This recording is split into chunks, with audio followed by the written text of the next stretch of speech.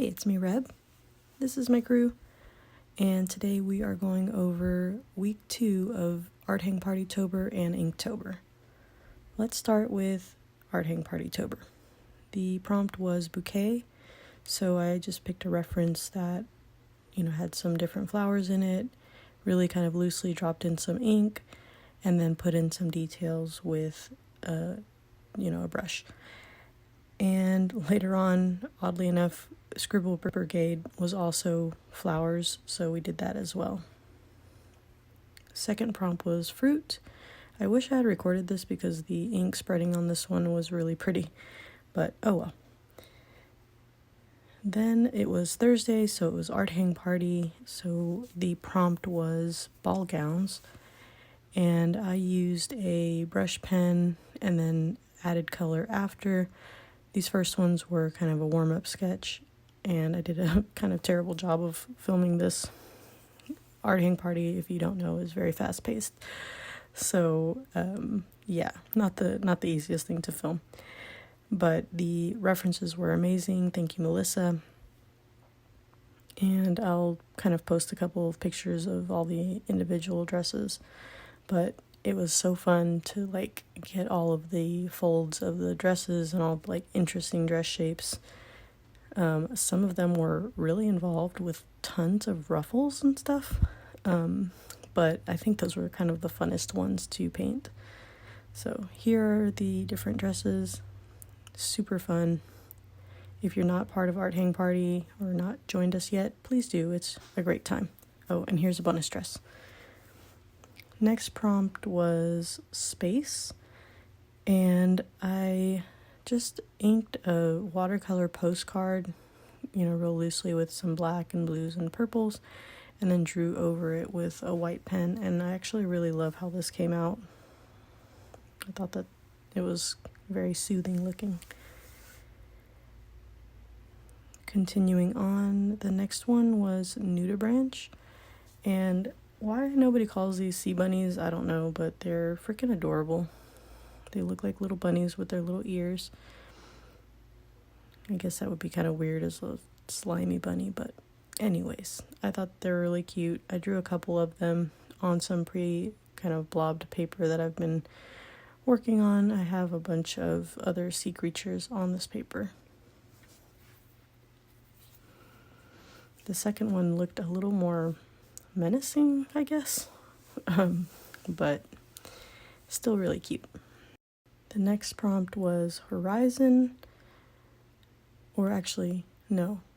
This was from an image that I drew for Inktober, which you'll see a little later, and I just ended up liking it so much that I wanted to do a color version of it. Masking fluid works great on watercolor paper. I guess that's what it's intended for, but it doesn't peel up the paper at all, which is nice.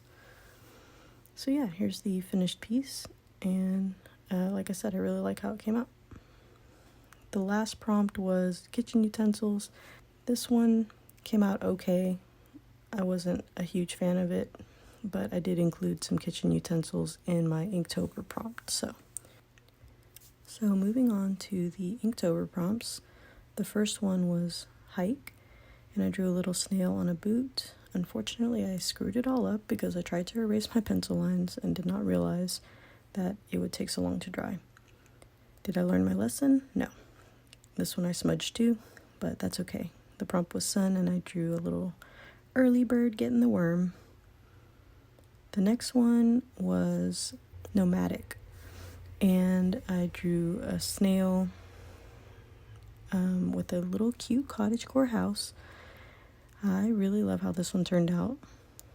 I did not try to erase my pencil lines, so you will see a couple little stray pencil lines on this one, but overall it doesn't really bother me.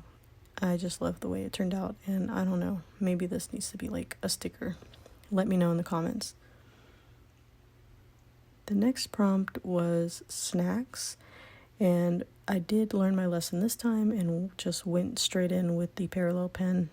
I really like the marks that it makes, but the ink drying time is a little bit of a bummer.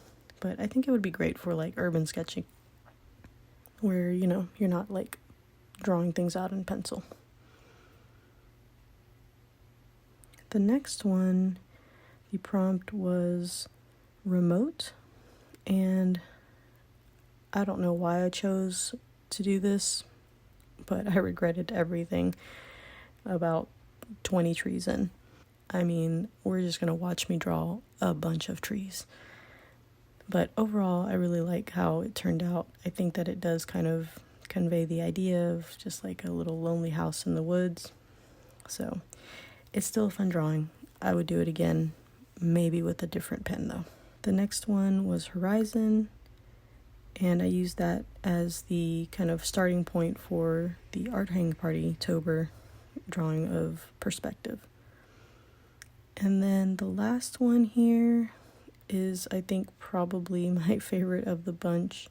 The prompt was Rome, and I drew this kind of desert tortoise carrying all of his little stuff, and I don't know, I just love the way it turned out. I didn't even bother really erasing all the pencil marks. To me, it just added kind of like a dusty look to it, and I don't know, I think that the parallel pen really like shined on this one. So that's it. Thanks for watching. Subscribe, like, all that fun stuff.